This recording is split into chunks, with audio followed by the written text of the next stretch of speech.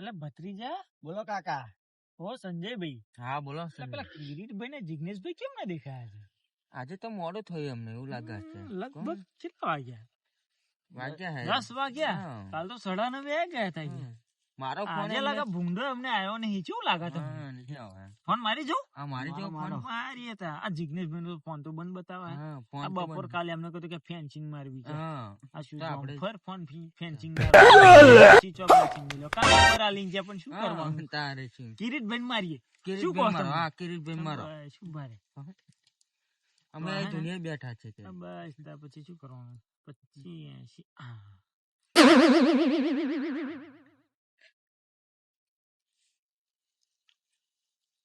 કિરીટભાઈ બહુ બાલ લગાડા ફોન પર. હા હાલો કિરીટભાઈ. હા બોલો સંજયભાઈ. એટલે શું કરો ભયા? એટલે ભાઈ ખેતરમાં ગયો હું કુંડા જોવા. અમે ખેતામાં જ છે ને. આ જુનિયર એવું છે? હતા ને એમ બેઠા. કા? અમે આવીએ છે. અને કોણ કોણ આવો છો? આજે જિગ્નેશ નથી, આજે નયન આવે છે.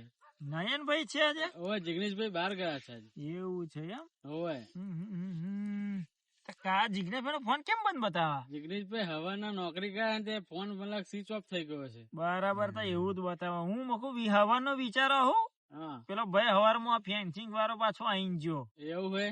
તો કે મકુ ફોન બોન કે આ કાલે તમે પાછા રાતે આઈને આવો વહીવટ કર્યો હા અને અત્યારે પાછા દેખાયા નહીં. બપોરનો ફોન હવાનો અમને સ્વિચ ઓફ બતાવા. એટલે અમે હવે ખેતરમાં જઈએ એટલે સંજયભાઈ ને બધા ખેતરમાં ઓટો મારતા આવીએ. હા હા એટલે હા સંજયભાઈ પછી મગ મળીએ. હા તો આવો હો તમ. હા આવીએ જ છે આવો. આ તો આવો હાલો ખેતરમાં છે ધૂણી જો હરગાઈ હે. હું શું મારો ભત્રીજો છે ને પેલા સંજયભાઈ બેઠા હે. હારો હારો હા? હા હારો ને આવો આવો હાલો. હારો હારો. હા ચલો જય માતાજી. જય માતાજી. હા એટલે કિરીટભાઈ હા બોલો ને નયનભાઈ. કોનો ફોન આવ્યો હતો? આ પેલા સંજયભાઈ નો ને સચિનભાઈ નો ફોન આવ્યો હતો.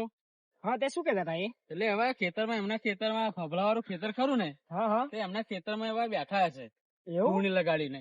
તો જવું છે આપડે? તો આપડે એમની જોડે ઓટો મારીએ ને. બરાબર. હા તો કશો વાંધો નહીં આપડે જઈએ ચલો ને. હા, ચલો ને તો એમની ધૂણી. સચિનભાઈ બોલો ઓહો કિરીટભાઈ. સંજયભાઈ. ઓહો આજે બહુ લેટ કર્યું તમે. અલ્યા ભાઈ જાવ દો ને હા, મારા હા, જિગ્નેશ ની વાત હા, જોઈને હા. થાકી ગયો. પછી મારા નયન ને જિગ્નેશ ના ભાઈ ને લેવો પડ્યો. ઓહો, હા, આ આ તો જિગ્નેશભાઈ છે? જિગ્નેશભાઈ છે. હા, જિગ્નેશ નું હા, નાનો હા. છે. ઓહો. બે બે શું નામ છે? નયનભાઈ? નયનભાઈ. ઓહો હો. કઈ ચાલે છે તમારે? શું ચાલે? શાંતિ? બસ જો શાંતિ. ત્યાં બે બે તમારે કેવું ચાલે ભૂંડા બસ રોજાનું? બે જો બસ, આ આ રોજ ભુવા- ઊંડો કાઢી કરે. ભુવાને બેહો બેહો બેહો એવું બેહો. છે? હઉ. બરાબર. તો કાલે તમે તો વહેલા હતા તો મોડા કેમ લેટ પડ્યા? એટલે જિગ્નેશભાઈ નોકરી ગયા હતા ને હા. એટલે એમને મોડું થયું. મને હા. એમને કોલ કર્યો હતો કે આજે મારે મોડું થવાનું, હા. નયન ને લઈ જજે કે. બરાબર. એટલે હું નયન ને જોડે સાથે લઈને આવ્યો. કાલે તમે તો પછી કઈ ગયા પછી પેલા ફેન્સિંગ વાળા મેં બપોર બોલાયો તો 12 વાગે. એવું હોય. તમે તો તમે ના દેખાય, જિગ્નેશભાઈ ના દેખાય. પછી જિગ્નેશભાઈ નોકરી ગયા હતા એટલે પણ તમારે તો આવું હતું પછી તમારો ફોન તો બંધ બતાવો. જિગ્નેશ- તમારો ફોન માર્યો તો તમારા બાબે કોકે ઉઠાઈ દો. પણ બાબો જો ઘેર હશે અને હા. હું ખેતરમાં આવ્યો છે એટલે બાબો ઘેર એકલો ફોન જ ઉઠાવ્યો ને. બરાબર. તો એ પછી કશું બોલ્યો ને દેજો ને શું બોલ્યો કોને ખબર પડી. પછી મારા બાબે આવીને કહ્યું કે ફોન આવ્યો તો એમ. આહા. તમે કોઈ સંજયભાઈ નો આવ્યો તો મેં જોયો તો હા. પછી. આ જિગ્નેશ નો મોટો ભાઈ કે નાનો ભાઈ? આ જિગ્નેશ નો નાનો ભાઈ છે. નાનો ભાઈ. આ ભાઈ હા. તમે કઈ રહો? બહાર રહો છો?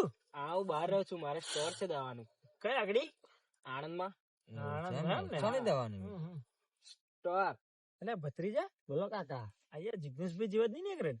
ના એવું તો નહીં. કમ્પ્લીટ છે ને? વાવર કરું લે નોકરી ધંધાવરમાં.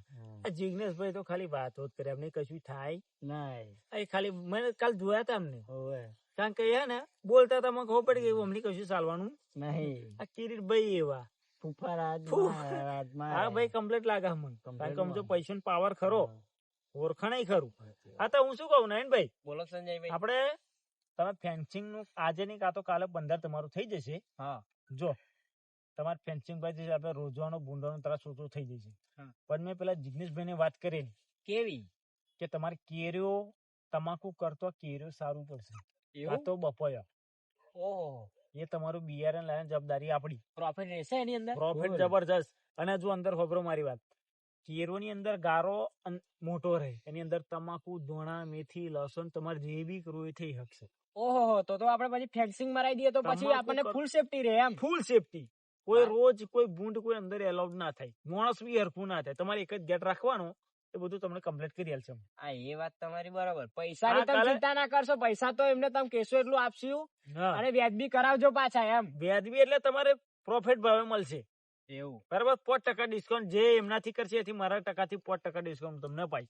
હા, બરાબર છે? બરાબર બરાબર. Okay final. અને જો Final. ખબરો કેરો ને બપોયો કરશો તો તમારો ફાયદો રહેશે. બરાબર. કેવો? કારણ કે અંદર તમાકુ થશે, મેથી થશે, ધોણા થશે, લસણ થશે, બધું થશે. કારણ કે આમાં કેવું ગારો 5 ફૂટ નો રહેશે. બરાબર. અંદર 5 બધું ફૂટ. કબડી કારણ કે આપણે ટ્રેક્ટર થી કબડી પેલું રોટ આઈટમ માં રહે કાંઈ. હા હા. એટલે અંદર બધું પાક થશે. કારણ કે 2 વર્ષ લગીને તો તમારે તો એક્ઝેક્ટલી બીજો પાક લઈ શકાશે એમ.